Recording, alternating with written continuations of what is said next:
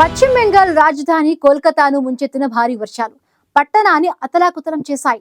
గత 4 దశాబ్దాల్లో ఎన్నడూ లేనంతగా కురిసిన ఈ వర్షాలు జనజీవనాన్ని స్తంభింపజేశాయి. ఈ ఘటనలో 10 మంది ప్రాణాలు కోల్పోగా వారిలో 9 మంది విద్యుద్ఘాతానికి గురయ్యారు.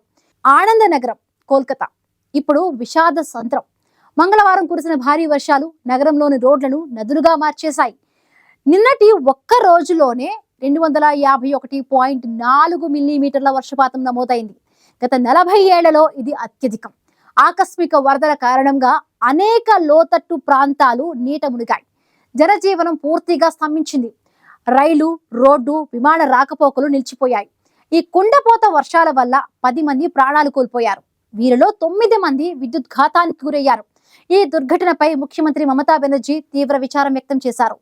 ఫరక్కా బ్యారేజీ డ్రెడ్జింగ్ సరిగ్గా చేయకపోవడం, అలాగే ప్రైవేటు విద్యుత్ సంస్థల నిర్లక్ష్యం వల్లే ఈ మరణాలు సంభవించాయని ఆమె ఆరోపించారు. ఈ పరిణామాలు దసరా ఉత్సవాలపై కూడా ప్రభావం చూపాయి. దుర్గా పూజ మండపాలకు తీవ్ర నష్టం వాటిల్లింది. దీంతో పూజల ప్రారంభాన్ని వాయిదా వేయాలని నిర్వాహకులు నిర్ణయించారు. నేతాజీ సుభాష్ చంద్రబోస్ అంతర్జాతీయ విమానాశ్రయంలో సుమారు 90 విమానాలను రద్దు చేశారు. మరిన్ని విమానాలు ఆలస్యమయ్యాయి. నగరంలో దక్షిణ, తూర్పు ప్రాంతాలు అత్యధికంగా ప్రభావితమయ్యాయి. ముఖ్యంగా గాడియా, జోధ్పూర్ పార్క్ లాంటి ప్రాంతాల్లో అత్యధిక వర్షపాతం నమోదైంది. కోల్కతా ఈ ప్రకృతి విపత్తి నుండి కోలుకోవడానికి ప్రయత్నిస్తోంది.